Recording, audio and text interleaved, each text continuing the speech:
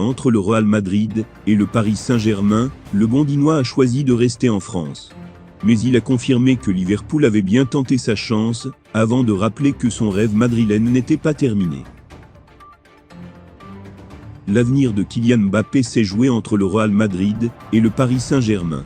Cependant, un troisième larron a bien tenté de coiffer meringue et francilien au poteau. Il s'agit de Liverpool. Les finalistes de la Ligue des Champions 2022 avaient confirmé leur intérêt pour le champion du monde 2018 via Jürgen Klopp, le 16 mai dernier.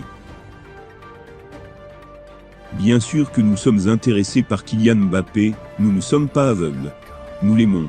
Si vous ne l'aimez pas, vous devez vous poser des questions. Mais non, nous ne pouvons pas faire partie de cette bataille, pour son recrutement. Il y a d'autres clubs impliqués, et c'est très bien comme ça. C'est un grand joueur. Eh bien Kylian Mbappé a confirmé lui-même que les Reds ont bien tenté leur chance. Oui, je suis honnête. J'ai parlé à Liverpool, parce que le rouge est la couleur préférée de ma mère et ma mère aime Liverpool. Pourquoi? Je ne sais pas, demandez-lui.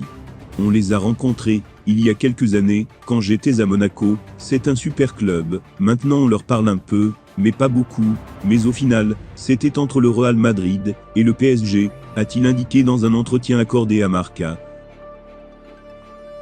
Enfin, l'Espagne a de nouveau eu droit à des déclarations envers le Real Madrid. Après avoir indiqué en conférence de presse qu'il ne savait où il sera dans 3 ans, Mbappé a confié à la BBC que son « rêve meringue n'est pas mort ».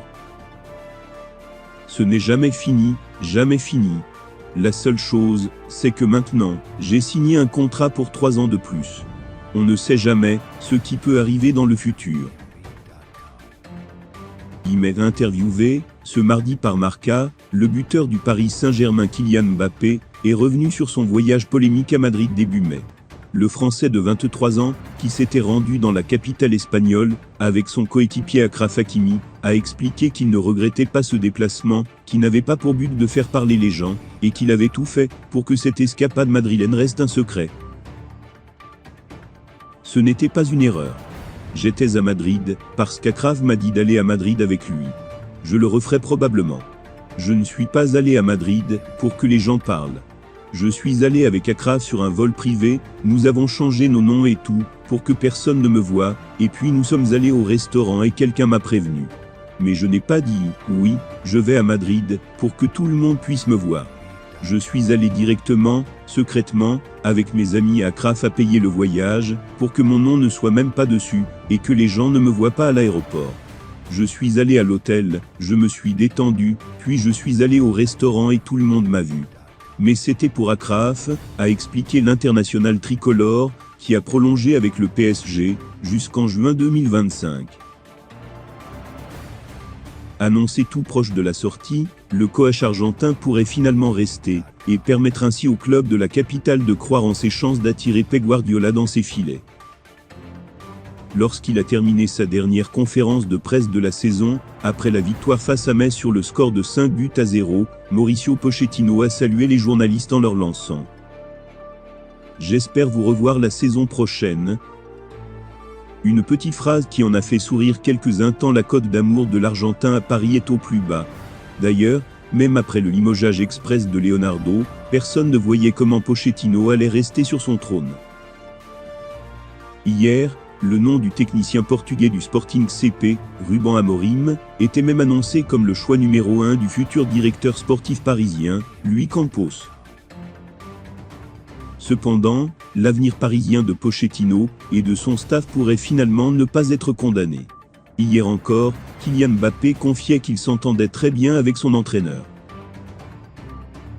La seule garantie que j'ai, c'est qu'il a un contrat jusqu'en 2023. J'ai une super relation avec lui. C'est le club qui décidera. Mais moi, je m'entends très bien avec lui. Le numéro 7 du PSG, a-t-il demandé à conserver son coach? Personne ne le sait, mais l'équipe révèle que conserver Pochettino malgré les critiques, pourrait être une tactique à moyen terme. En effet, le rêve des décideurs du PSG reste d'attirer dans leur filet Pep Guardiola. Or le contrat de l'Espagnol, avec Manchester City s'achève en 2023. L'idée serait donc d'attendre 1 an avant de tenter une offensive. De plus, cela permettrait au club d'économiser les 15 millions d'euros correspondant aux indemnités de licenciement de Pochettino et de son staff. Le scénario peut paraître osé, mais une chose est sûre, tout reste ouvert, d'autant que le journal explique que le nom de Thiago Motta reste également une alternative en cas de départ de Pochettino. Le Real Madrid n'a toujours pas digéré l'échec dans le dossier Kylian Mbappé. Du moins, il va falloir encore un peu de temps. Cependant, le Daily Mirror rapporte que le Bohar madrilène travaille déjà pour son remplaçant. Selon le tabloïd anglais, Raheem Sterling plaît beaucoup au Meringue. Une offre de 58 millions d'euros pour l'attaquant de Manchester City est notamment évoquée. Sous contrat jusqu'en 2023, le joueur de 27 ans ne s'est jamais caché de son désir d'évoluer à l'étranger. Affaire à suivre. Champion d'Italie avec le Milan et élu meilleur joueur de la saison en Serie A, Rafael Leao a réalisé une excellente saison. L'été devrait être agité pour le joueur de 22 ans, qui est courtisé par les plus grands clubs européens. Mais le Milan n'est pas vendeur. Touche pas à Leao, clame d'ailleurs le Corriere dello Sport. Pour se l'offrir, il faudra débourser 150 millions d'euros, soit le montant de sa clause libératoire. Avis aux amateurs. Le dossier Ousmane Dembélé est proche de son dénouement. Et ce n'est pas une bonne nouvelle pour le Barça. Comme le placarde, le Mundo Deportivo sur sa une, c'est presque terminé. Le quotidien espagnol explique que le Barça considère Ousmane perdu à 95%. Un dernier rendez-vous aura lieu cette semaine, mais les espoirs sont minces. Le PSG presse et propose des offres qui dépassent de loin la proposition des Blaugrana. Comme on vous l'a révélé, ça discute entre le président du PSG, Nasser Al-Khelaifi, et l'agent de Dembélé, Moussa Sissoko. Le PSG veut faire du français le remplaçant d'Angel Di Maria, et a remis sur la table l'accord verbal, qui existe entre les deux parties depuis janvier selon nos informations.